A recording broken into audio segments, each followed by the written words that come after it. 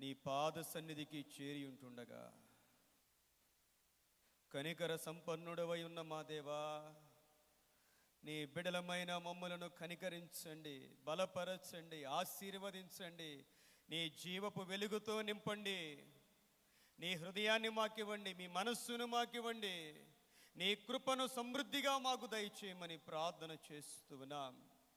నీవు ఆకర్షించకుండా ఎవ్వరూ నీ యొద్దకు రాలేరు అన్నావు నైనా. నీవు రక్షించకుండా మేము రక్షణ పొందలేము. నీవు స్వస్థపరచకుండా మేము ఆరోగ్యవంతులము కాలేము. నీవు దీవించకుండా మేము దీవింపబడలేము నాయనా. కేవలము నీ మీద ఆధారపడి ఉన్నాము నా తండ్రి. చేరి ఉన్న నీ బిడ్డలమైన మా అందరినీ బలపరచండి, మందరినీ బహుగా దీవించమని ప్రార్థిస్తున్నాం. పరిశుద్ధాత్మ దేవా, మీరే మాతో మాట్లాడండి. మమ్మల్ని అందరినీ మీ స్వాధీనపరుచుకోండి నాయనా. వచ్చిన ప్రతి ఒక్కరూ దీవించబడి, ఆశీర్వదించబడి, సంతోషముతో, సంపూర్ణ విడుదలతో నాయనా ఈ ప్రాంతాన్ని విడిచి వెళ్ళగలుగుటకు సహాయము చేయమని మీ దాసుడైన నన్ను నీ అగ్నితో కాల్చండి. దేవా, మీరే మాట్లాడు నాయనా. నువ్వు వాడుకోండి ప్రభువా. నా సొంత జ్ఞానము, నా సొంత ఆలోచనలు వద్దు నాయనా. ప్రభువా, నీ మాటలే మమ్మల్ని బ్రతికించేవి, నీ మాటలే మమ్మల్ని బలపరిచేవి నాయనా. సమస్త మహిమ నీకు కలుగును గాక. దేవా, ఈ శ్రేష్టమైన సమయములో నా ప్రభువా మీరే మమ్మల్ని దర్శించమని యేసుక్రీస్తు వారి పరిశుద్ధ నామములో వేడుకొని ప్రార్థిస్తూ ఉన్నాము తండ్రి. ఆమెన్. ప్రియమైన దేవుని బిడ్డలారా, మీ అందరికీ మన ప్రభువును రక్షకుడై ఉన్న యేసుక్రీస్తు ఆశీర్వాదాలు.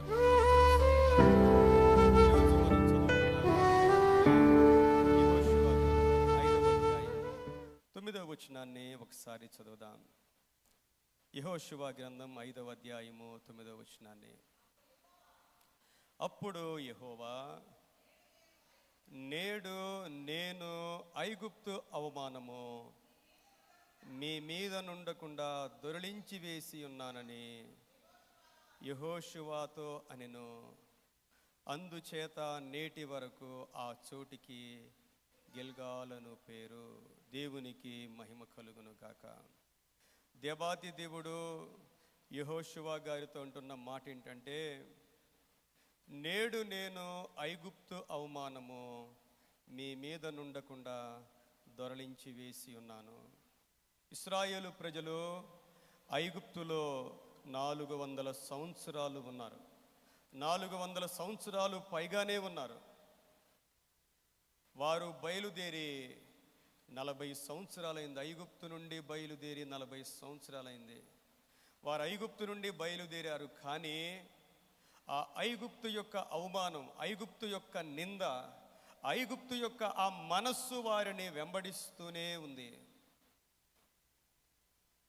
450 సంవత్సరాల తరువాత దేవాతి దేవుడు అంటున్న మాట ఏంటంటే, నేడు నేను ఐగుప్తు అవమానము మీ మీద నుండకుండా దొరలించి వేసి ఉన్నాను.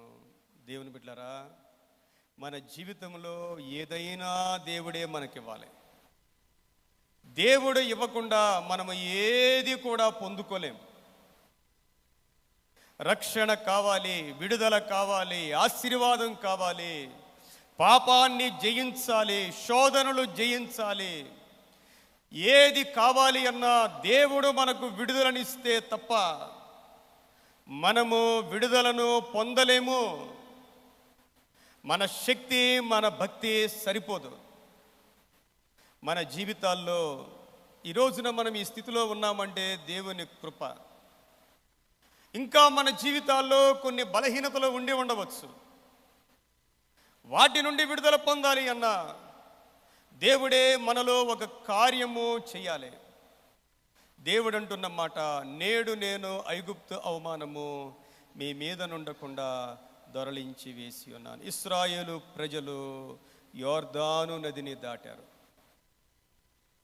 యోర్దాను నది దగ్గర ఇశ్రాయేలు ప్రజలకి అనేకమైన అనుభవాలు ఉన్నాయి. ఈరోజు పరిశుద్ధాత్మ పండుగ రోజు. యేసుక్రీస్తు ప్రభువారు కూడా యోర్దాను నది దగ్గరకు వచ్చి బాప్తిస్మమిచ్చు యోహాను చేత బాప్తిస్మమును పొంది ఆయన ఒడ్డుకు రాగానే ఆకాశము తెరవబడింది. పరిశుద్ధాత్మ దేవుడు పావురము వలె యేసుక్రీస్తు ప్రభువు మీదకి దిగి రావటం మనం గమనిస్తా ఉన్నాం. తండ్రి అయిన దేవుడు మాట్లాడారు, ఈయన నా ప్రియ కుమారుడు, ఈయన యందు నేను ఆనందించుచున్నాను. యోర్దాను నది దగ్గర యేసుక్రీస్తు ప్రభువారి మీదకి పరిశుద్ధాత్మ దేవుడు దిగి రావటం మనం చూస్తా ఉన్నాం. పాత నిబంధన గ్రంథంలో యెహోషువ గారి నాయకత్వంలో వీరు యోర్దాను నది దాటిన తరువాత గిల్గాలు అనే ప్రాంతము దేవుడు ఇశ్రాయేలు ప్రజలకున్న అవమానమంతా దేవుడు తీసివేశాడు. మన జీవితాల్లో అవమానం పోవాలి అంటే అది పరిశుద్ధాత్మ దేవుడు చేసే పని. మనంతటా మనము దేన్ని తీసివేసుకోలేం. మన మీదకి వచ్చిన నిందలు, మన అవమానాలు, మన భారములు, మన చింతలు దేన్ని కూడా మనంతటా మనము తొలగించుకోలేము. ప్రియమైన దేవుని బిడ్డలారా, ఆత్మదేవుడు, పరిశుద్ధాత్మ దేవుడు కార్యము చేస్తే తప్ప మనము మన శక్తి వలన జరిగించుకోలేము. కాబట్టి యోర్దాను దాటిన తరువాత, యోర్దాను దాటడం దేవాతి దేవుడు యెహోషువ గారిని గొప్ప చేశారు. కోతకాలంలో యోర్దాను నది పొంగి పొర్లుతూ ఉంది. దేవుడు యెహోషువతో అన్నాడు, యాజకులైన లేవీయులు ఆ మందసాన్ని పట్టుకొని యోర్దానులో అడుగు పెట్టగానే యోర్దాను నీరు పైన ఆగిపోయింది. ప్రజలందరూ కూడా యోర్దానును దాటి వెళ్ళిపోయారు. యోర్దానును దాటి వెళ్ళిన తరువాత దేవుడు యెహోషువ గారితో అంటూ ఉన్నారు, ఎక్కడైతే యాజకుల యొక్క కాళ్ళు ఉన్నాయో అక్కడ నుండి ఒక్కొక్క గోత్రము నుండి ఒక్కొక్క రాయి భుజం మీద పెట్టుకొని తీసుకొని రమ్మని చెప్పారు. కాబట్టి వీరు 12 రాళ్ళు తీసుకుని యోర్దానుకు అటువైపున ఒక గుట్టగా వేశారు. ప్రజలు అడిగినప్పుడు ప్రజలకి చెప్పాలి, రేపు అన్న రోజున మీ బిడ్డలకు చెప్పాలి. దేవుడు యోర్దానును 2గా చీల్చివేశాడు. ప్రజలందరూ ఆరిన నేల మీద నడిచారు. మన దేవుడు అద్భుతాలు చేసే దేవుడు, ఆశ్చర్యమైన కార్యాలు చేసే దేవుడు. అంత మాత్రమే కాదు, మన యొక్క ప్రతి నిందను, ప్రతి అవమానాన్ని కొట్టివేసే దేవుడు ఆయన. దేవునిలో ఆ శక్తి ఉన్నది. ప్రియమైన దేవుని బిడ్డలారా, దేవుడు అంటున్న మాట, నేడు ఐగుప్తు అవమానమును కొట్టివేసి ఉన్నాను. ఎలీషా గారు 2 ఆత్మను పొందుకున్నది కూడా యోర్దాను దాటిన తరువాతే. యోర్దాను దాటిన తరువాత ఏలియా గారు పరలోకానికి వెళ్ళవలసిన కాలము ఆసన్నమైనది. ఏలియా యొక్క శిష్యుడైన ఎలీషా ఏలియాను వెంబడిస్తూనే ఉన్నాడు. ఏలియా గారు అంటూ ఉన్నారు, నువ్వు ఇక్కడ ఆగిపో అంటే నేను ఆగిపోను అన్నాడు. యోర్దాను దాటి వెళ్ళారు. దుప్పటి తీసుకున్నాడు. దుప్పటి తీసుకుని యోర్దాను పుట్టగానే యోర్దాను 2గా చీలిపోయింది. అప్పుడు అడిగాడు, నీకేం కావాలి అంటే, నీకున్న ఆత్మలో నాకు 2 ఆత్మ కావాలి అన్నాడు. ఏ ఆత్మ అయితే నీ మీద ఉన్నదో దానికి 2 ఆత్మ నాకు కావాలి. ఏలియా గారు అన్నారు, నువ్వు అడిగింది చాలా కష్టమైంది, కానీ నేను దేవుని యొద్దకు కొనిపోయబడే సమయంలో నీవు గనక నన్ను చూస్తే నీకు 2 అభిషేకం, నువ్వు కోరుకున్నట్టే నీకు జరుగుద్ది. అంటే ఒక శిష్యుడు యజమానుని దగ్గర ఎంత జాగ్రత్తగా ఉండాలి, ఎంత జాగ్రత్తగా కనిపెట్టుకొని ఉండాలి. యోర్దాను దాటిన తరువాత ఎలీషా గారు 2 ఆత్మ అభిషేకాన్ని పొందుకున్నారు.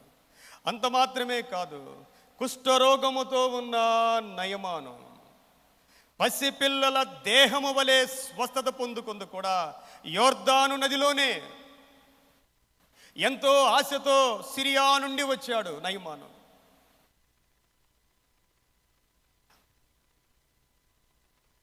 స్వస్థత కోసం వచ్చాడు. మొత్తానికి ప్రవక్త దగ్గరికి వచ్చాడు. ఆయన అనుకున్నాడు, ఈ ప్రవక్త నా దగ్గరికి వచ్చి నా మీద తన చెయ్యి ఉంచుతాడేమో అనుకున్నాడు. కనీసం ఎలీషా కిందకు కూడా రాలేదు. వెళ్ళి యోర్దానులో 7 సార్లు మునగమని చెప్పాడు. యోర్దాను నది, ప్రియమైన దేవుని బిడ్డలారా, సంపూర్ణంగా మానవుని యొక్క నూతన జన్మ అనుభవం, ఒక నూతనమైన జన్మ, ఒక నూతనమైన అనుభవం మనం చూస్తూ ఉన్నాం. బాప్తిసమిచ్చి యోహాను కూడా ఈ యోర్దాను నదిలోనే ప్రజలకు బాప్తిసం ఇస్తున్నట్టు మనం చూస్తూ ఉన్నాం. ఈ పెంతెకొస్తు దినమున యోర్దాను నది యొక్క అనుభవం, పరిశుద్ధాత్మ దేవుని యొక్క అనుభవం, ఆయన మనకు నూతన హృదయాన్ని ఇచ్చే దేవుడు, నూతన మనసునిచ్చే దేవుడు, నూతనమైన జీవితాన్ని అనుగ్రహించే దేవుడు. ఆయన మీద మనము ఆధారపడినప్పుడు, ప్రియమైన దేవుని బిడ్డలారా, గిల్గాలు అనుభవం అనగా ఐగుప్తు అవమానం పోవాలి అంటే దేవుడు అక్కడ కొన్ని కార్యాలు చేశాడు. మొట్టమొదటిగా యెహోషువ గ్రంథం 5వ అధ్యాయము 1వ వచనాన్ని మనం చదివినప్పుడు, వారు దాటుచుండగా ఇశ్రాయేలీల ఎదుట నుండి యెహోవా యోర్దాను నీళ్లను ఎండజేసిన సంగతి యోర్దానుకు పడమట దిక్కునున్న అమోరీయుల రాజులందరూ, సముద్రమునొద్దనున్న కనానీయుల రాజులందరూ వినినప్పుడు వారి గుండెలు చెదిరిపోయెను. ఇశ్రాయేలీల భయము చేత వారికి ఇక ధైర్యమేమియో లేకపోయెను. అమోరీయుల రాజులు, కనానీయుల రాజులు వారు విన్నారు. ఏం విన్నారు అంటే, ఇశ్రాయేలు దేవుడు, వారి దేవుడు వారి ముందర యోర్దాను నదిని ఎండిపోజేశాడు. వారు ఆరిన నేల మీద నడిచారు. వారి దేవుడు వారితో ఉన్నాడు అని వారు విన్నప్పుడు అన్య రాజుల యొక్క గుండెలు చెదరిపోయాయి. వారికి ధైర్యం లేదు, వారు భయపడిపోయారు. ఎవరైనా ఏం చేస్తారంటే, శత్రువులు భయపడినప్పుడు, చెదిరిపోయినప్పుడు వారితో యుద్ధము చేయడానికి సిద్ధపడతారు. కానీ దేవుడు వెంటనే వారికి అనుమతించలేదు. దైవ సంబంధమైన యుద్ధాలు ప్రత్యేకంగా ఉంటాయి. లోక సంబంధమైన యుద్ధాల్లాగా ఆత్మ సంబంధమైన యుద్ధాలు ఉండవు. ఆత్మ సంబంధమైన యుద్ధాలు దేవుని మీద ఆధారపడి, దేవుని మాట మీద ఆధారపడి, దేవుని చిత్తము మీద ఆధారపడవలసి చేయవలసిన యుద్ధాలు అవి. అయ్యో వారు భయపడిపోయారు, చెదిరిపోయారు కదా అని వీళ్ళు వెళ్ళి యుద్ధం చేయడానికి దేవుడు వాళ్ళకి పర్మిషన్ ఇవ్వటం లేదు. ఆత్మ సంబంధమైన యుద్ధము పూర్తిగా దేవుని మీద ఆధారపడాలి. మానవ జ్ఞానముతో, మానవ శక్తితో దైవ సంబంధమైన యుద్ధాలు చేయకూడదు. దేవుడు అంటున్న మాట ఏంటంటే, 2వ వచనములో, ఆ సమయమున యెహోవా రాతి కత్తులు చేయించుకొని మరలా ఇశ్రాయేలులకు సున్నతి చేయించుమని యెహోషువకు ఆజ్ఞాపింపగా, యెహోషువ రాతి కత్తులు చేయించుకొని సున్నతిగిరి అను స్థలము దగ్గర ఇశ్రాయేలులకు సున్నతి చేయించిన. చూడండి, దేవుడు వీరిని యుద్ధానికి వెళ్ళడానికి పర్మిషన్ ఇవ్వలేదు. దేవుడిచ్చిన పర్మిషన్ ఏంటంటే, మొట్టమొదటిగా వారు మారాలి, వారి జీవితాలు మారాలి. ఇశ్రాయేలు ప్రజలు సున్నతి పొంది చాలా కాలమైంది. సున్నతి పొందిన వారందరూ కూడా అరణ్యంలో చనిపోయారు, ఒక్క యెహోషువ, కాలేబులు తప్ప. వారు చేసిన పాపమును బట్టి, తిరుగుబాటు బట్టి దేవుడు వారిని వాగ్దానము చేసిన దేశంలోనికి తీసుకుని వెళ్ళనివ్వలేదు. వాళ్ళందరూ చనిపోయే వరకు కూడా అక్కడక్కడే తిరిగారు. కొత్త తరము వచ్చింది. కొత్త తరము వారికి దేవుడు చెప్తున్న మొట్టమొదటి పని ఏమిటంటే, వారు వాగ్దాన దేశములోనికి ప్రవేశించబోతూ ఉంటుండగా ప్రభు అన్నారు, పురుషులందరూ కూడా సున్నతి పొందాలి. ఆదికాండము 17వ అధ్యాయములో దేవుడు అబ్రహాముకు చెప్పారు, తను, తన ఇంటి వారు, తన దగ్గర వెండితో కొనబడిన వారందరూ కూడా సున్నతి పొందాలి అని. దేవుడు అబ్రహాముతో చేసిన నిబంధన, మొట్టమొదటి నిబంధన ఆదికాండము 12వ అధ్యాయములో దేవుడు అబ్రహాముతో చేసిన నిబంధనను మనం చూస్తాం. విగ్రహారాధికుడైన అబ్రహాము, అన్య దేవతల్ని పూజించే అబ్రహాము, నిజ దేవుణ్ణి వెతుకుతూ ఉన్న సమయంలో దేవుడు అబ్రహాముతో మాట్లాడి, నీవున్న దేశము నుండి బయలుదేరమన్నాడు దేవుడు. నేను నిన్ను ఆశీర్వదిస్తాను, నేను గొప్ప చేస్తాను అన్నాడు. దేవుడు అబ్రహాముతో ఒక నిబంధన చేశాడు. రెండవది 15వ అధ్యాయంకి వచ్చేసరికి దేవుడు మరలా అబ్రహాముతో ఒక నిబంధన చేశాడు. ఆదికాండము 15వ అధ్యాయంలో దేవుడు అబ్రహామును దీవిస్తానంటే, అయ్యా నువ్వు నాకేమిస్తే ఏంటి నాయనా, నాకు బిడ్డలు లేరు కదా అంటాడు. దేవుడు దీవిస్తాను అంటాడు. దేవుడు ఏం చేస్తాడంటే, దేవుడు చెప్తున్నాడు అబ్రహాముతో, 3 ఏండ్ల పెయ్యి, 3 ఏండ్ల మేక, 3 ఏండ్ల పొట్టేలు, ఒక పావురాన్ని తీసుకో అన్నాడు. దేవుడు తీసుకుని పక్షిని తప్ప మిగిలిన వాటిని వధించమన్నాడు. అబ్రహాము వధించాడు. ఆ రోజుల్లో నిబంధన ఎలా జరిగేదంటే, దేన్నైనా వధించి ఒక పక్షం వారు ఒకవైపు ఉండేవాళ్ళు, ఇంకో పక్షం వాళ్ళు అటువైపు ఉండేవాళ్ళు, వాళ్ళు ఒక నిబంధన చేసుకునేవాళ్ళు. ఇక్కడ దేవునికి అబ్రహాముకు మధ్య నిబంధన జరుగుతూ ఉంది.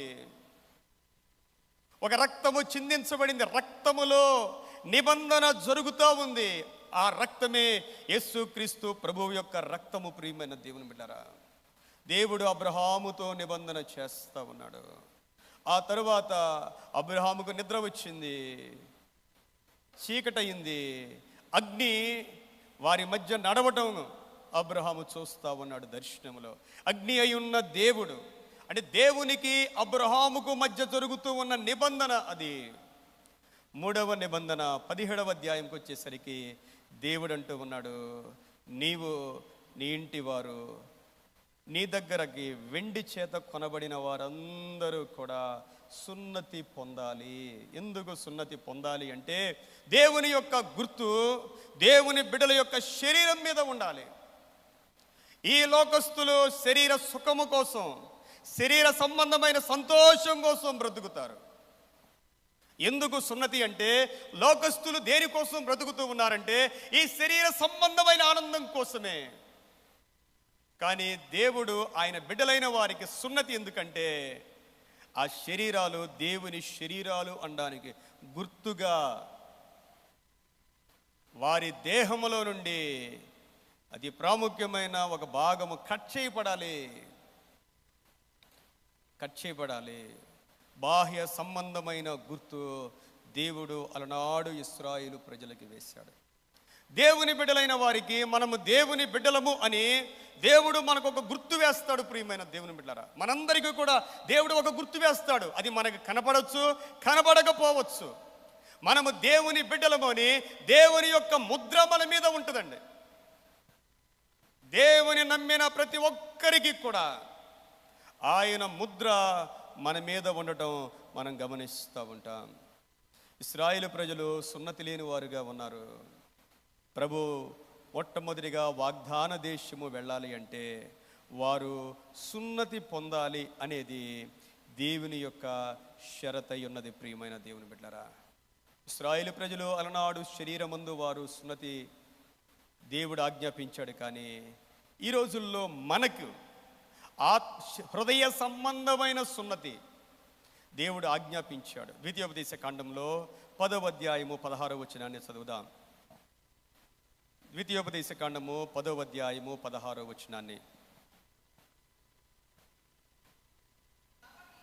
కాబట్టి మీరు సున్నతి లేని మీ హృదయమునకు సున్నతి చేసుకుని ఇక మీదట ముష్కరులు కాకుండుడి. మోషే ద్వారా దేవుడు పాత నిబంధనలోనే చెప్పాడు, సున్నతి లేని మీ హృదయమునకు. శరీర సంబంధమైన సున్నతి గురించి దేవుడు చెప్పడం లేదు, హృదయ సంబంధమైన సున్నతి. దేవుడు కోరేది మన హృదయమే. మన హృదయంలో ఉండకూడనివి తీసివేయబడాలి, అదే సున్నతి. ఏదైతే మన హృదయంలో ఉండకూడదో, దేవునికి ఇష్టం లేదో దాన్ని తొలగించుకొని విరిగి నలిగిన హృదయాన్ని దేవునికి మనము సమర్పించుకోవాలి. ప్రియమైన దేవుని బిడ్డలారా, కొలసీలు రాసిన పత్రిక 2వ అధ్యాయము 11-12 వచనాల్లో, కొలసీలు రాసిన పత్రిక 2వ అధ్యాయము 11-12 వచనాలు చదువుదాం. మీరును క్రీస్తు సున్నతి యందు శరీరేచ్ఛలతో కూడిన స్వభావమును విసర్జించి ఆయన యందు చేతులతో చేయబడిన సున్నతిని పొందితిరి. చూడండి, క్రీస్తు సున్నతి యందు అనే మాట ఇక్కడ వ్రాయబడింది. క్రీస్తు సున్నతి అంటే యేసు క్రీస్తునందు మనము విశ్వాసం ఉంచాము గనుక ఆయన యొక్క మరణములో, ఆయన యొక్క పునరుద్ధానములో మనము పాలి భాగస్థులమై ఉన్నాం. క్రీస్తు సున్నతి అంటే శరీరేచ్ఛలతో కూడిన స్వభావమును మనము విసర్జించవలసిన వారమై ఉన్నాం. ఈ శరీరాన్ని మనము ఆస్పదము చేసుకొనక దేవుని బిడలమైన మనకు ఈ శరీర సంబంధమైన వాటికంటే ఆత్మ సంబంధమైన వాటికి మనము ప్రాముఖ్యతను ఇవ్వవలసిన వారమై ఉన్నాము. ఫిలిప్పీయులకు రాసిన పత్రిక 3వ అధ్యాయము ప్రారంభ వచనము నుండి ఈ మాటలే వ్రాయబడ్డాయి. మెట్టుకు నా సహోదరులారా, ప్రభువునందు ఆనందించుడి. అదే సంగతులను మీకు వ్రాయుట నాకు కష్టమైనది కాదు, మీకు అది క్షేమకరము. కుక్కల విషయమై జాగ్రత్తగా ఉండుడి, దుష్టులైన పనివారి విషయమై జాగ్రత్తగా ఉండుడి, ఈ ఛేదనను ఆచరించు వారి విషయమై జాగ్రత్తగా నుండుడి. ఈ ఛేదన అంటే శరీరములో ఒక భాగాన్ని కట్ చేసుకునేవారు. శరీరములో ఒక భాగాన్ని కట్ చేసుకుని శరీరాన్ని బట్టి ఉప్పొంగేవారు. వారిలో దేవుని ఆత్మ లేదు. వారి విషయంలో కూడా మీరు జాగ్రత్తగా ఉండండి. ఎందుకనగా శరీరమును ఆస్పదము చేసుకొనక దేవుని యొక్క ఆత్మ వలన ఆరాధించుచు క్రీస్తు యేసునందు అతిశయపడుచున్న మనమే సున్నతి ఆచరించువారము. దేవునికి మహిమ కలుగునుగాక. శరీరాన్ని బట్టి మనము అతిశయించకూడదు, ఆత్మను బట్టి మనము అతిశయించాలి. దేవుని యొక్క ఆత్మను బట్టి మనము అతిశయించాలి. అలాంటి సున్నతి మన జీవితాల్లో ఉండాలి. ప్రియమైన దేవుని బిడ్డలారా, సున్నతి అంటే ఉండకూడనివి మన జీవితంలో నుండి తీసివేయబడ్డమే, కట్ చేయబడ్డమే దేవుడు కోరుకుంటూ ఉన్నాడు. ఎప్పుడైతే అవి మనలో నుండి వెళ్ళిపోతాయో దేవుడు మనలో ఉంటాడు. ప్రియమైన దేవుని బిడ్డలారా, అది కూడా మన దేవుడే చేస్తాడు. పాత నిబంధన గ్రంథంలో యెహెజ్కేలు గ్రంథము 11వ అధ్యాయము 19వ వచనాన్ని చదువుదాం. యెహెజ్కేలు గ్రంథము 11వ అధ్యాయము 19వ వచనం.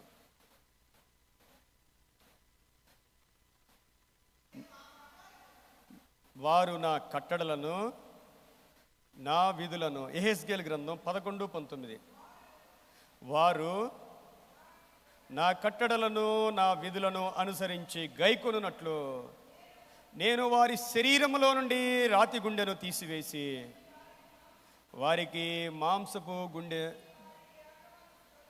వారికి ఏక మనసు కలుగజేసి వారి యందు నూతన ఆత్మ పుట్టింది. ఎవరంట? జాగ్రత్తగా చదవండి ఒకసారి. వారు నా కట్టడలను నా విధులను అనుసరించి గైకొనున్నట్లు నేను, అంటే దేవుడే, దేవుడు వారి శరీరములో నుండి రాతి గుండెను తీసివేసి వారికి మాంసపు గుండెను ఇచ్చి. ఎవరు తీసేస్తున్నారు రాతి గుండెను? దేవుడే తీసేయాలి. మనలో ఉన్న రాతి గుండెను మనం తీసివేసుకోలేం. మన యొక్క కఠిన స్వభావాన్ని మనం తీసివేసుకోలేం. దేవుడే తీసివేస్తాను అంటున్నాడు. రాతి గుండెను తీసివేసి వారికి మాంసపు గుండెను ఇస్తాను అంటున్నాడు దేవుడు. ఎంత గొప్ప దేవుడు అండి ఆయన! దేవుని ఆజ్ఞలు, దేవుని కట్టడలు, దేవుని నిబంధనను మనం పాటించాలి అంటే దేవుడు అంటూ ఉన్నాడు, నేను వారిలో ఉన్న రాతి గుండెను తీసివేస్తాను, వారికి మాంసపు గుండెను ఇస్తాను, వారికి ఏక మనస్సు కలుగ చేసి వారి యందు నూతన ఆత్మ పుట్టింతును. యెహెజ్కేలు గ్రంథం 36వ అధ్యాయంలో కూడా దేవుడు ఇదే మాటలు చెప్తా ఉన్నాడు. ఇశ్రాయేలు ప్రజలు కఠినులైపోయారు. దేవుని వైపు తిరగడానికి వారికి శక్తి సరిపోవటం లేదు. వారు దేవునికి దూరస్తులైపోయారు. వారు పరాయి దేశంలో కఠినమైన స్థితిలో ఉన్నారు వాళ్ళు.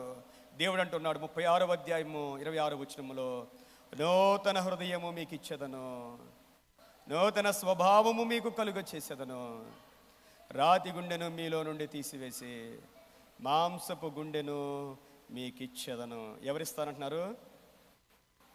ఎవరిస్తానంటున్నారు? దేవుడు అండి, మనం కాదండి.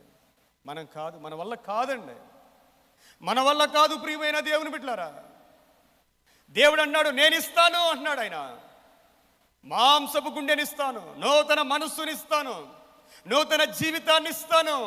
ఈరోజు మనం చదివిన యెహోషువ గ్రంథం 5వ అధ్యాయం 9వ వచనంలో కూడా ఐగుప్తు అవమానమును మీ మీద నుండి దొర్లించి వేస్తాను.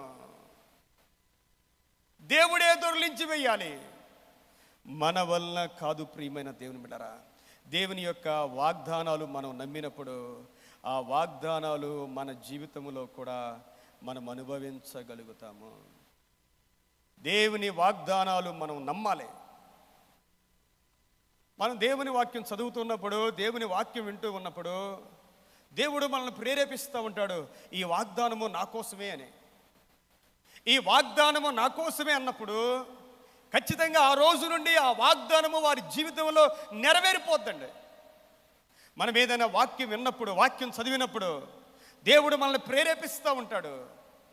ఈ రోజు నుండి మన మీద ఉన్న ఐగుప్తు అవమానం కొట్టివేయబడుద్ది అనగానే దేవుడు మన జీవితంలో ఆ కార్యం చేయడం ప్రారంభిస్తాడు. ప్రియమైన దేవుని బిడ్డలారా, ఎంతో కాలం 450 సంవత్సరాలుగా వారి మీద ఉన్న అవమానం దేవుడు వారి జీవితంలో నుండి దొర్లించి వేస్తూ ఉన్నాడు. ఇక ఐగుప్తు గుర్తుకు రాదు, ఐగుప్తు ఆశలు గుర్తుకు రావు, ఐగుప్తులో వారు పడిన బాధలు గుర్తుకు రావు, వారు పొందిన దాస్యత్వము గుర్తుకు రాదు. ఇంకా వారి హృదయంలో నుండి, వారి మనస్సులో నుండి దేవుడు తొలగించి వేస్తూ ఉన్నాడు. మన జీవితాల్లో కూడా ప్రియమైన దేవుని బిడ్డారా, మనల్ని విడిచిపెట్టని కొన్ని ఉంటాయి సమస్యలు, మాటి మాటికి గుర్తొచ్చేవి, మనల్ని కృంగ చేసేవి, మనము ముందుకు వెళ్లకుండా మనల్ని ఆపివేసేవి కొన్ని మన జీవితాల్లో ఉంటాయి. అవి గుర్తు వచ్చినప్పుడు మనం కృంగిపోతూ ఉంటాం, నిరాశలోనికి వెళ్ళిపోతూ ఉంటాం. వాటిని కొట్టివేసే దేవుడు మన దేవుడు అండి. ఏ విషయాల్లో మనం కృంగిపోతున్నామో, నిరాశపడతా ఉన్నామో, అయ్యో బయటికి వెళ్ళలేకుండా ఉన్నామో, వాటన్నిటిని కొట్టివేసే దేవుడండి ఆయన, మన దేవుడు. ఐగుప్తు అవమానమును కొట్టివేస్తాను అని దేవాతి దేవుడు వాగ్దానం చేస్తా ఉన్నాడు. మన దేవుడు మన అవమానాన్ని కొట్టివేసే దేవుడు. దావీదు జీవితంలో సమూయేలు గ్రంథం మొదటి గ్రంథంలో 25వ అధ్యాయము, దావీదు జీవితంలో ఒక అవమానం వచ్చింది. సమూయేలు గ్రంథం మొదటి గ్రంథం 25వ అధ్యాయంలో 39వ వచనాన్ని చదువుదాం.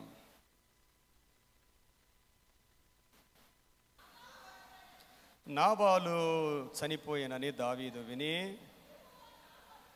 యెహోవా నాబాలు చేసిన కీడును అతని తల మీదకి రప్పించెను గనుక అతని దాసుడనైన నేను కీడు చేయకుండా నన్ను కాపాడి నాబాలు వలన నేను పొందిన అవమానమును తీర్చిన యెహోవాకు స్తోత్రము కలుగునుగాక. నాబాలు వలన నేను పొందిన అవమానమును తీర్చిన యెహోవాకు స్తోత్రము కలుగునుగాక అనెను. తరువాత దావీదు అబీగయీలును పెండ్లి చేసుకొనవలెనని ఆమెతో మాటలాడతగిన వారిని పంపించెను. దేవునికి మహిమ కలుగునుగాక. దావీదు గారు సౌలు యొద్ద నుండి పారిపోయి జీపు ప్రాంతానికి వచ్చారు. జీపు తర్వాత మయోను అనే ప్రాంతానికి వచ్చారు. తర్వాత ఎన్గిది అనే ప్రాంతానికి వెళ్ళారు. దావీదు గారు మయోను అనే ప్రాంతానికి వచ్చినప్పుడు అక్కడ ధనవంతుడైన ఒక వ్యక్తి 25వ అధ్యాయం 2వ వచనంలో 25వ అధ్యాయం 2వ వచనం, కర్మెలులోని మయోను నందు ఆస్తి గలవాడొకడు కాపురముండెను. అతడు బహుభాగ్యవంతుడు. అతనికి 3000 గొర్రెలను 1000 మేకలను ఉండెను. అతడు కర్మెలులో తన గొర్రెల బొచ్చు కత్తిరించుటకై పోయి ఉండెను. అతని పేరు నాబాలు, అతని భార్య పేరు అబీగయేలు. ఈ స్త్రీ బుద్ధి గలదై రూపసి అయి ఉండెను. అయితే చర్యలను బట్టి చూడగా నాబాలు మోటువాడును దుర్మార్గుడునై ఉండెను. చూడండి, మయోను అనే ప్రాంతానికి దావీదు గారు వచ్చినప్పుడు దావీదుతో పాటు 600 మంది ఉన్నారు. వారు ఆ ప్రాంతంలో ఏం చేశారంటే, ఈ యొక్క అబీగయీలు నాబాలు యొక్క పశువుల్ని కాపాడారు. వారు ఎంతగా కాపాడారు అంటే వారికి ఉన్న పశువుల్లో ఒక్కటి కూడా నష్టపోకుండా దుష్ట మృగముల నుండి వారు కాపాడారు. చాలా కష్టపడ్డారు. దావీదు గారు ఒక రోజున ఒక మాట విన్నాడు. ఏంటంటే, ఈ యొక్క నాబాలు యొక్క పశువులు గొర్రె బొచ్చు కత్తిరించుటకై వెళ్ళిని అని. వారికి అదొక ఆశీర్వాదకరమైన రోజు. పంటలు పండినట్లుగా గొర్రె బొచ్చు కత్తిరించిన రోజున విస్తారమైన ధనము వారికి కలుగుతూ ఉంటుంది. ఇది మంచి రోజు, శుభకరమైన రోజు అనుకొని దావీదు పాపం ఆహారము కొరకై కొద్దిమంది పనివారిని 10 మందిని పంపించాడు. ఎందుకంటే నీ గొర్రెలు ఒక్కటి కూడా నష్టపోకుండా నా పనివారు ఎంతో కాపాడారు, నాకు కొంచెం మేలు చేయి, నేను కష్టములో ఉన్నాను అన్నాడు. అలాంటి సమయంలో నాబాలు దావీదును అవమానపరిచాడు. దావీదు ఎవరు? రాజు దగ్గర నుండి పారిపోయిన వాడే కదా, ఆయనకి నేను ఇవ్వాలా? చాలా తృణీకరించాడండి. తృణీకరించేసరికి ఆ పనివారు తిరిగి వచ్చి దావీదుకు చెప్పారు, ఎప్పుడు కూడా దేవుడు అభిషేకించిన వారిని తృణీకరించకూడదు. ఏదో కొద్ది సహాయం చేసి పంపిస్తే వేరుగా ఉండేది. కానీ దావీదు హృదయాన్ని గాయపరిచాడు ఈ నాబాలు. ఈ మాటలు వినేసరికి దావీదు తన దగ్గర ఉన్న పనివారితో కత్తులు తీసుకుని బయలుదేరాడు. రేపు ఈ పాటికి నాబాలు కుటుంబంలో ఇంకా మగవాళ్ళు ఎవరో కూడా బ్రతికి ఉండరు అనుకొని రోషముతో బయలుదేరి వెళుతూ ఉంటుండగా పనివారు ఒకరు అబీగయీలుకు చెప్పారు, దావీదు యొక్క ఆయన దగ్గర ఉన్న పనివారు, ఆయన దగ్గర ఉన్న సేవకులు మనకు ఎంతో మేలు చేశారు, మన పశువుల్లో ఒక్కటి కూడా నశించిపోలేదు. అంత మేలు చేసిన దావీదును నాబాలు ఇష్టం వచ్చినట్లు మాట్లాడారు. ఆయన కత్తులు తీసుకుని వస్తున్నారంటే ఈమె వెంటనే బయలుదేరిందండి. అబీగయీలు వెంటనే తన దగ్గర ఉన్న పనివారును తీసుకుని గాడిద మీద ఎక్కి వాళ్ళకి కావలసిన ఆహారాన్ని సిద్ధము చేసి బయలుదేరినట్లు మనం చూస్తా ఉన్నాం. ఆమె చేసిన పని ఏమిటంటే 18వ వచనములో, అందుకు అబీగయీలు నాబాలుతో ఏమీ చెప్పక త్వరపడి 200 రొట్టెలను 2 ద్రాక్షారసపు తిత్తులను వండిన 5 గొర్రెల మాంసమును 5 మానికల వేచిన ధాన్యమును 100 ద్రాక్షాగెలలను 200 అంజూరపు అడలను గార్ధము మీద వేయించుకొని మీరు నాకంటే ముందుగా పోవుడి, నేను మీ వెనక నుండి వచ్చేదనని తన పనివారికి ఆజ్ఞ ఇచ్చినని. వాళ్ళు వెళుతూ ఉన్నారు. ఈ వెనకాల వెళుతూ ఉంది దావీదు గారికి. ఆమె వచ్చింది, దావీదు పాదము మీద పడిపోయింది, దావీదుతో మాట్లాడుతూ ఉంది, ఈ యొక్క కీడు నీ ద్వారా జరగకూడదు. దావీదును ప్రాధేయపడింది. దావీదు గారు అవన్నీ తీసుకుని వెళ్ళిపోయిన తర్వాత రోజు అబీగయీలు తన భర్త అయిన నాబాలుతో చెప్తా ఉంది, జరిగిన విషయం చెప్తా ఉంది. ఆ మాట విన్న నాబాలు యొక్క గుండె పగిలిపోయింది. ఈ విషయం తెలుసుకున్న దావీదు గారు అబీగయీలు దగ్గర వర్తమానం పంపించాడు. దేవుని బిడ్డలారా, దేవుని నామం పేరట మనము ఏ మేలు చేసినా అది ఎప్పటికైనా తిరిగి మన దగ్గరికే వస్తుంది. మీరు జ్ఞాపకం చేసుకోండి. ఎప్పటికైనా దావీదు జీవితంలో ఏ మేలు కలిగింది? దావీదు ఆహారం కోసం తన దాసుల్ని పంపించాడు. జరిగింది ఏంటంటే నాబాలు యొక్క ఆస్తంతా దావీదుదైపోయింది. నాబాలు యొక్క ఆస్తంతా చివరికి అబీగయీలు కూడా దావీదు భార్య అయిపోయింది. దేవుడు గొప్పవాడు. ప్రియమైన దేవుని బిడ్డరా, ఆయన నామం పేరట మనం ఏది చేసినా, ఈ రోజు కాకపోయినా రేపైనా, మన బిడ్డలకైనా మన బిడ్డల బిడ్డలకైనా మనము చేసింది ఎక్కడికి పోదు. దావీదు అంటూ ఉన్నాడు, నేను పొందవలసిన అవమానము పొందకుండా ఆ అవమానాన్ని కొట్టివేసిన దేవునికి స్తోత్రము కలుగునుగాక అంటూ ఉన్నాడు. స్తోత్రము కలుగునుగాక. మన దేవుడు ప్రియమైన దేవుని బిడ్డలారా, ఆయన కొట్టివేస్తే ఏ అవమానం మన మీద ఉండదండి. ఏ అవమానం మన మీద ఉండదు. ప్రభువులోనికి వచ్చాక, దేవుని బిడ్డలుగా మనం మారిన తరువాత మన మీదకి ఎన్ని నిందలు, ఎన్ని అవమానాలు వచ్చినప్పటికీ కూడా మనం దేవుని మీద ఆధారపడితే దేవుడు ఎప్పటికీ ఆయన బిడ్డలకు ఘనతనే ఇచ్చే దేవుడు. ప్రియమైన దేవుని బిడ్డరా, బైబిల్ గ్రంథంలో దేవుడు ఎన్నుకున్న ప్రతి ఒక్కరూ కూడా ఈ అవమానాలు గుండా వెళ్ళిన వారే. అవమానాలు లేకుండా దేవుని యొక్క వాక్యంలో దేవుడు ఎన్నుకున్న ఎవరూ లేరు. మహానీతిమంతుడైన యోబు గారు, నీతిమంతుడైన దానియేలు, వీళ్ళందరూ అవమానాలు పొందిన వారే. అందుకే ప్రభు దగ్గరికి వస్తే ప్రభు అన్నారు, ఎవరైనా నన్ను వెంబడింపగోరిన ఎడల తనను తాను ఉపేక్షించుకొని తన సిలువను ఎత్తుకొని నన్ను వెంబడింపవలెను అనే మాట మనం చదువుతాం. గొప్ప దేవుడు. ప్రియమైన దేవుని బిడ్డలారా, ఈ రోజున మన జీవితాల్లో, మన కుటుంబాల్లో ఎన్ని అవమానాలు ఉన్నా అవన్నీ ఒక రోజున దేవుడు ఆశీర్వాదంగా మారుస్తాడు, దీవెనకరంగా మారుస్తాడు.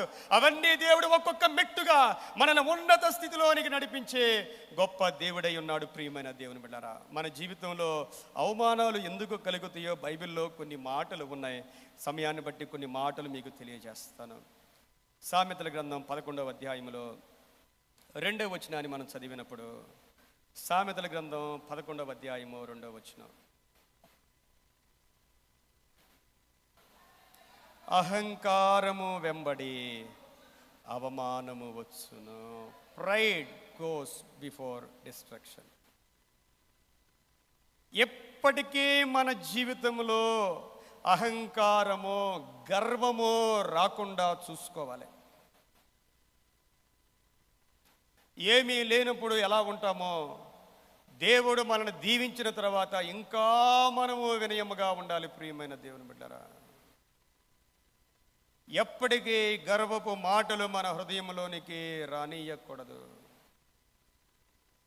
అహంకారము వెంబడి అవమానము వచ్చును.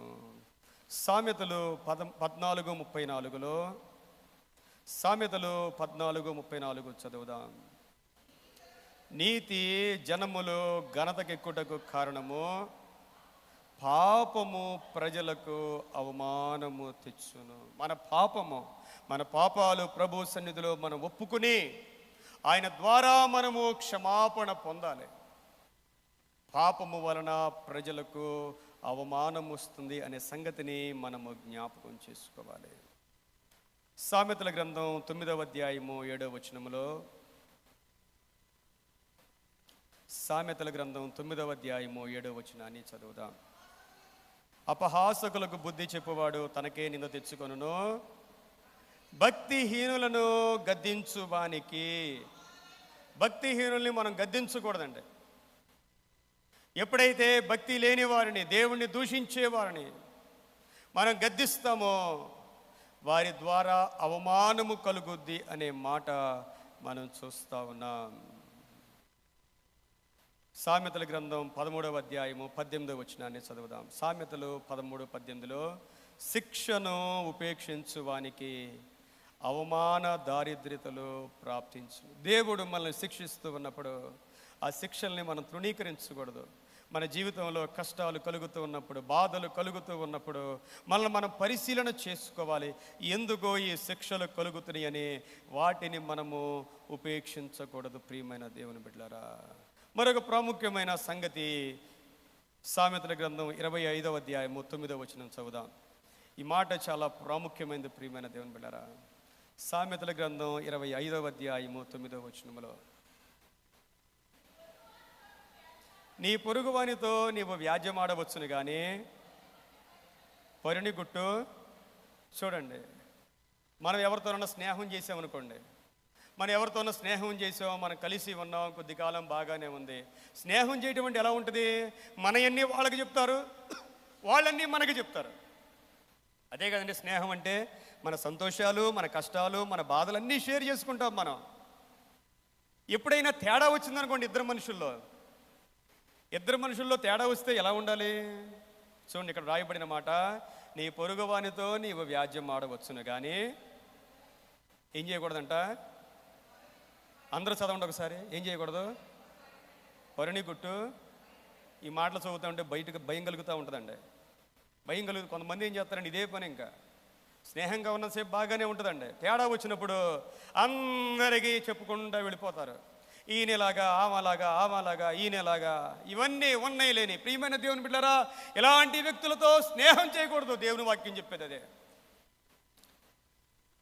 ఈ మాటలు వింటూ ఉండంటే ఎవరితో స్నేహం చేయాలన్నా, ఎవరితో ఏది మాట్లాడాలన్నా భయం కలుగుతూ ఉంటుందండి. దేవుని వాక్యం మనకు అర్థమైతే, మన జీవితంలో ఒక మంచి స్నేహితుడు మనకుంటే మనం ఎంత ధన్యులమో. కష్టం వచ్చినా నష్టం వచ్చినా మనతో ఉండేవాళ్ళు, మన బాధల్లో కూడా మనతో ఉండేవాళ్ళు మనకుంటే చాలా సంతోషం. ప్రియమైన దేవుని బిడ్డలారా, పరిణి గుట్టు బయట పెట్టకూడదు. పెడితే ఏమవుద్ది? పరిణి గుట్టు బయట పెడితే అక్కడే ఉందండి 10వ వచనంలో దేవుని వాక్యం సత్యం.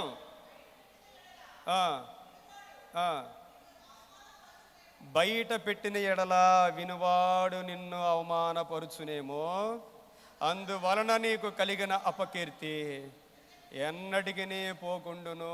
చూడండి, మనం ఎప్పుడైతే మన స్నేహితుని గురించి ఆ గుట్టంతా బయట పెట్టేశామో, బయట పెట్టిన వాడు అవమానపడిపోతాడు. జ్ఞాపకం చేసుకోండి, బయట పెట్టేవాడే ఎప్పటికైనా అవమానపడతాడు. వారికి కలిగిన అపకీర్తికి ఎప్పటికీ పోదండి.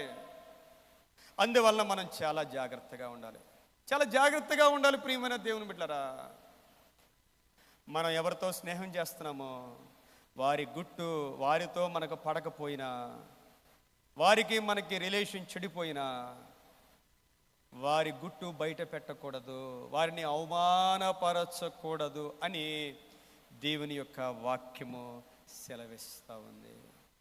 నేర్చుకోవాలి ప్రియమైన దేవుని బిడ్డరా, దేవుని బిడ్డలమైన మనం నేర్చుకోవాలి. దేవుడు యెషయా ప్రవక్త ద్వారా అలనాడు హిజ్కియాకు దేవుడు ఒక మాట చెప్పాడండి.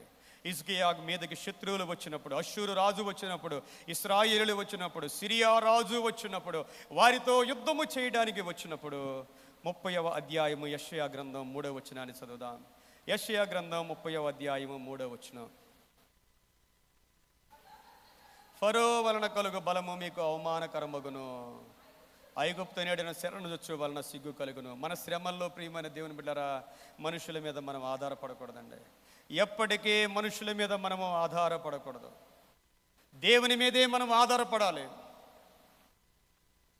ఒకరు మన మీదకి యుద్ధం చేయడానికి వచ్చారు కదా అని ఇంకొక మనిషి దగ్గరికి మనం ఆశ్రయం కొరకు వెళ్ళకూడదు. 10 మంది మన మీదకి యుద్ధం చేయడానికి వచ్చారు కదా అని వేరే మనిషి దగ్గరికి మనం వెళ్ళి ఆశ్రయించవద్దు అనే మాట మనం చదువుతా ఉన్నాం. యూదా జనాంగము మీదకి హిజ్కియా రాజుగా ఉన్నప్పుడు ఓ పక్కన అష్షూరు రాజు, వారు బలవంతులుగా ఉన్నారు. ఇంకొక పక్కన సిరియా వారు, ఇంకొక పక్కన ఇశ్రాయేలు వారు యుద్ధం చేయడానికి వస్తే హిజ్కియా ఐగుప్తు రాజు యొక్క సహాయము పొందాలి అని ఆలోచిస్తూ ఉన్నాడు. ఆ టైంలో యెషయా ప్రవక్త వెళ్ళి చెప్తా ఉన్నాడు, ఐగుప్తు రాజును నీవు ఆశ్రయించవద్దు, దేవుడే నీకు సహాయం చేస్తాడు. దేవునికి మహిమ కలుగును గాక. హల్లెలూయా, హల్లెలూయా. దేవుడే మనకు సహాయము చేసే దేవుడు. ఈ రోజున ప్రియమైన దేవుని బిడ్డరా, నీ కుటుంబాల్లో, నీ వ్యక్తిగతమైన జీవితాల్లో ఎంతమంది ఎన్ని రకాలుగా అవమానపరుస్తూ ఉన్నా దేవుని మీద ఆధారపడడం మనం నేర్చుకోవాలి. మన దేవుడు అండి, ఆయన ఎవరిని సిగ్గుపరిచే దేవుడు కాదు. ప్రియమైన దేవుని బిడ్డరా, చాలా విషయాలు బైబిల్ గ్రంథంలో ఉన్నాయి. మన దేవుడు మన అవమానాన్ని కొట్టివేసే దేవుడు అని. ఇంకొక మాట చదివించిన తర్వాత ప్రార్థన చేస్తాను. లూకాసు సువార్త 1వ అధ్యాయము, లూకాసు సువార్త 1వ అధ్యాయము 24వ వచనాన్ని చదువుదాం. ఆ దినములైన పిమ్మట అతని భార్య ఎలిజబెత్ గర్భవతి అయి మనుష్యులలో నాకుండిన అవమానమును తీసివేయుటకు నన్ను కటాక్షించిన దినములలో ప్రభు ఇలాగున చేసిననుకొని 5 నెలలు ఇతరులకు కంటపడకుండెను. దేవునికి మహిమ కలుగును గాక. జకరియా ఎలిజబెత్లు వారి గురించి దేవుడిచ్చిన స్టేట్మెంట్ ఏంటంటే, 1వ అధ్యాయములో 1వ అధ్యాయము 6వ వచనములో వీరిద్దరు భార్యాభర్తలు ఇద్దరు, జకరియా ఎలిజబెత్లు ప్రభువు యొక్క సకలమైన ఆజ్ఞల చొప్పునను న్యాయ విధుల చొప్పునను నిరపరాధులుగా నడుచుకొనుచు దేవుని దృష్టికి నీతిమంతులై. ఇందులో ప్రతి మాట చాలా స్ట్రాంగ్ మాట. వారిద్దరూ కూడా దేవుని దృష్టికి వారంట నీతిమంతులైరి. ఎలిజబెత్ గొడ్రాలైనందున వారికి పిల్లలు లేకపోయాను. గొడ్రాలైనందున అంటే ఇక పిల్లలు పుట్టే అవకాశము కూడా లేదు. అంత నీతిగా ఉండి, అంత భక్తిగా ఉండి, దేవుని మందిరంలో ఎన్నో సంవత్సరాలు పరిచర్య చేసినందుకు వారికి వచ్చిన బహుమానం ఏంటి? జకరియా ఎలిజబెతులకు వచ్చిన బహుమానం ఏంటి?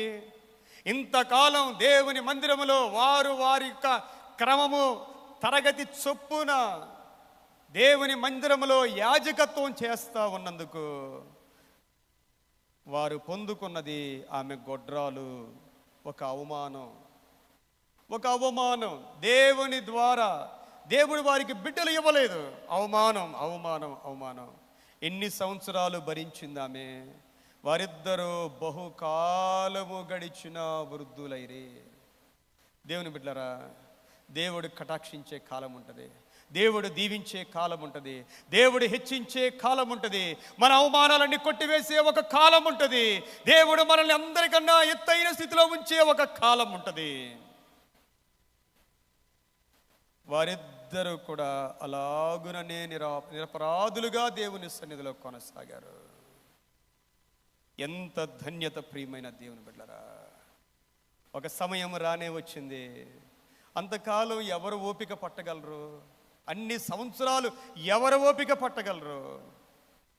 దేవుని సేవ చేస్తూ ఉండి ఎవరైనా ప్రార్థన చేయడానికి రమ్మన్నారు అనుకోండి, ఎవరిని పిలుస్తారు?